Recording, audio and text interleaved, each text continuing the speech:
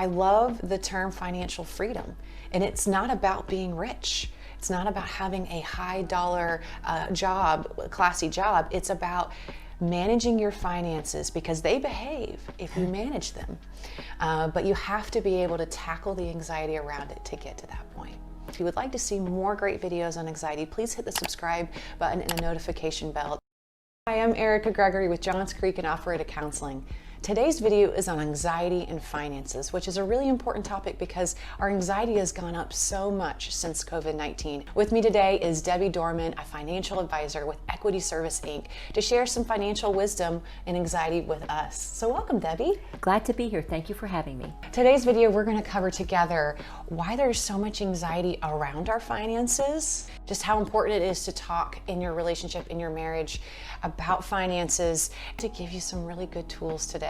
Something you can take home and use right now to help you with your finances and your anxiety around your finances.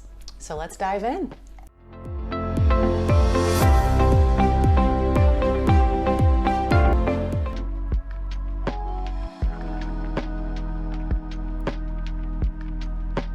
Erica, I'm sure you have many examples in your practice counseling people of anxiety and how it manifests. Absolutely. I work with couples, so I see this all the time. Anxiety basically is an alarm system that goes off anytime we perceive a threat around us. Really think about what finances is. It's the foundation to everything. We'll be able to pay our mortgage. We'll be able to provide food for my family. With that, we don't have the basic needs to live. And so when we have a trigger in our environment, an anxiety trigger, we have a fight or flight response. And we see that literally if we see a bear in the woods. But finances, it's more of an abstract. We either fight, we're fighting for control, we're fighting to manage, to dictate, or we flight, we run away, we avoid, we shut down, we appease, we freeze. All of these responses can lead to a vicious feedback loop that creates challenges in the marriage because you're relating to finances differently. You're communicating, you're thinking about your finances differently. And over time, that can turn into more stress, more disappointment, more bitterness, which triggers more stress and anxiety. So you can kind of see how this becomes its own feedback loop where as we're reacting to try to manage our stress, it's actually causing more problems over time. Absolutely. And by avoiding talking about it, it's like being ill or not feeling well and not going to the doctor because you're afraid to hear the answer. It's the same thing with finances. Absolutely, absolutely. And I think a true key is learning how to slow down, feel what you're feeling, and manage the anxiety around your finances together. I think that's a true key, and that's something we talk about a lot in counseling.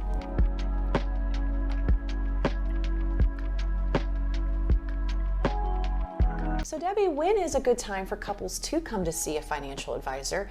And how do you see anxiety manifest in your practice? Well, that's a great question, Erica. Today would be great if anyone wants to come in and talk to someone that does what I do. Yesterday would even be better. But what I have found in my many years of being in practice is that people always think they'll deal with their finances and their investing life later. But life goes by. They get married, they have a baby, they buy a house, and they keep pushing later on, and they get to a point where they're thinking, gosh, we've really neglected this. You know, they're overwhelmed, they're embarrassed that they may not know who to see, and they mistakenly think that they need to be wealthy in order to see a financial advisor. That's simply not true. Mm-hmm. Or when you see anxiety, what does it look like? When you see either a couple or an individual?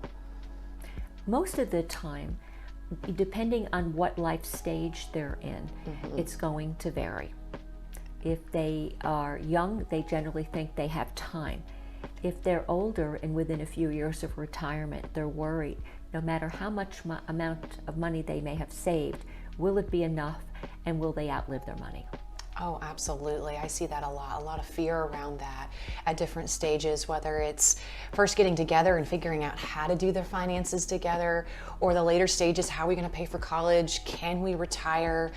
What does our future hold? Oh yeah, I see that a lot too in my practice as well.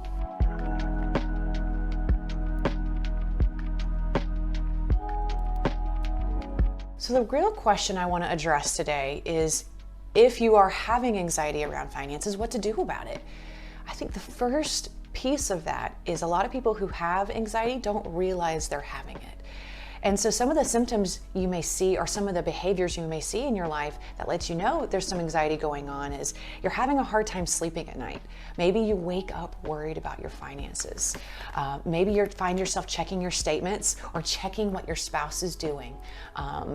You might notice yourself more irritable, eating too much, eating too little. Any symptoms you see in your practice?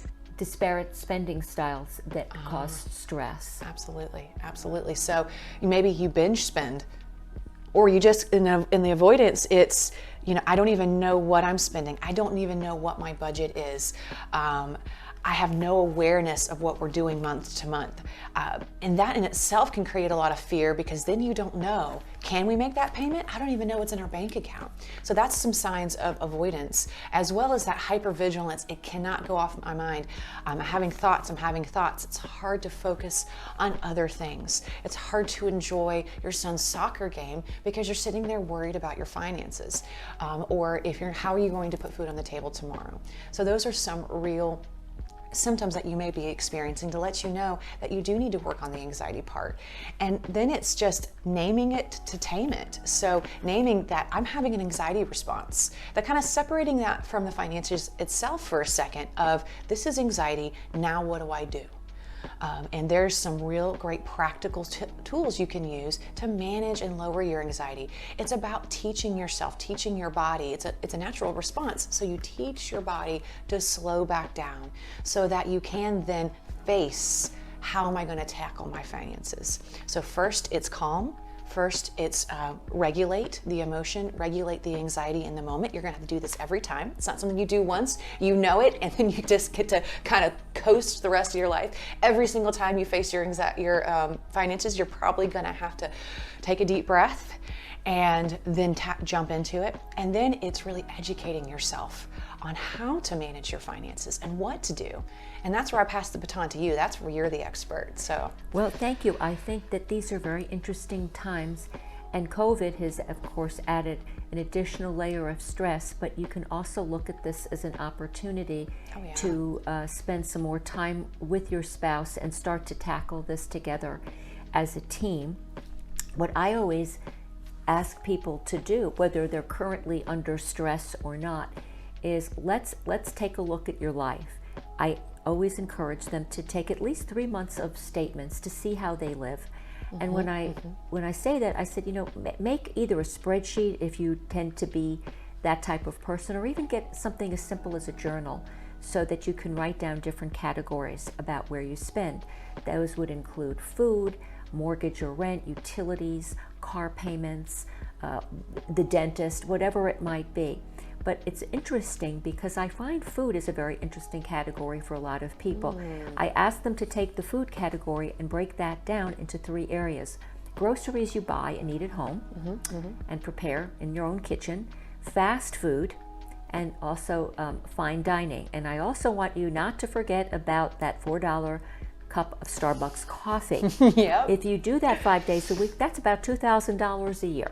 Wow. So people are not aware of that, but put that all together, and that should only take a few hours. And once you do that, look at this with a discerning eye and start to determine what's a need and what is a want.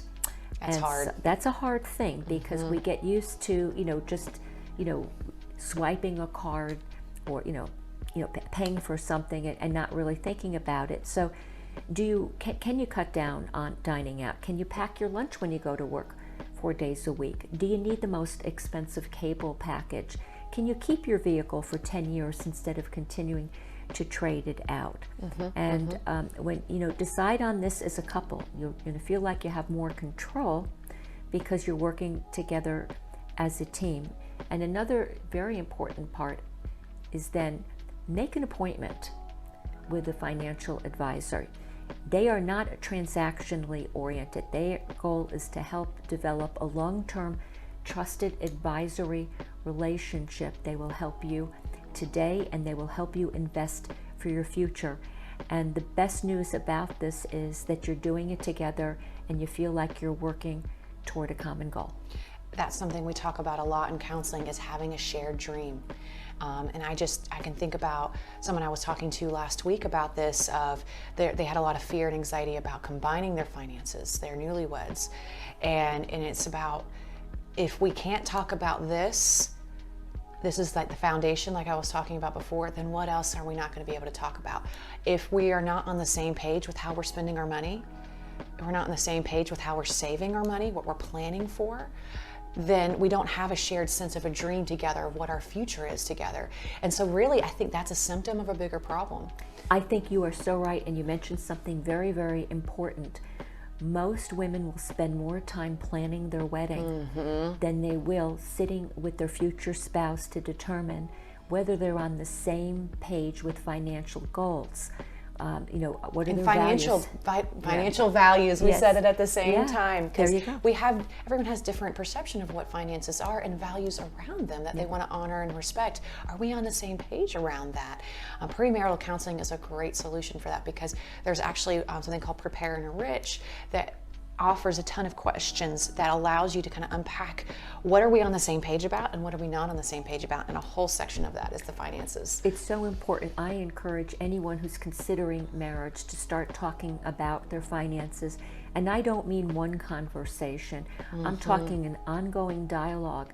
If you're already married and in the space we're talking about today as far as anxiety over your finances, again, start having kitchen table conversations. Carve out twice a month for the first few months to talk and check in with one another, go over the budget, the plan that you have, and then once you get a rhythm, still keep that on your calendar. With even that once a rhythm, month. it almost becomes more of a natural. We naturally talk about finances casually. And so it's always as kind of a beaten drum of our life.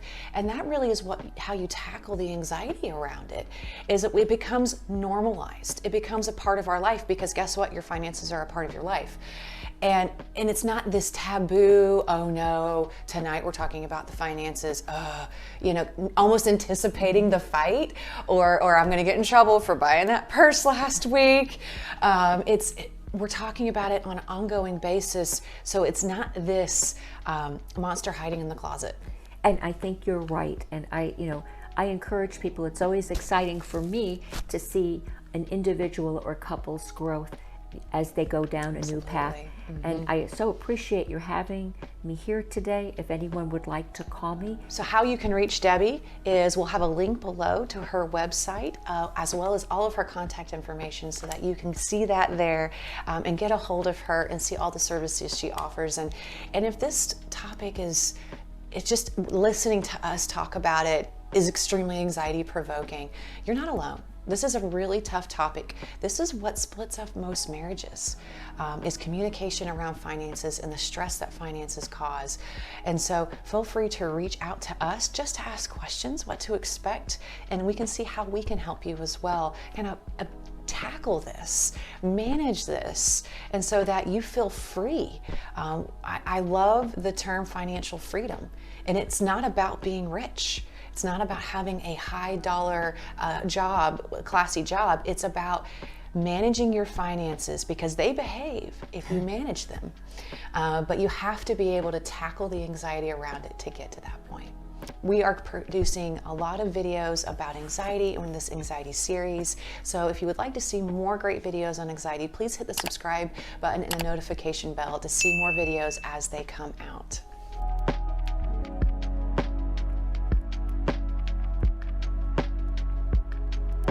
So Debbie, how are you? So Debbie, how do you see? So Debbie, so when is okay? Hello.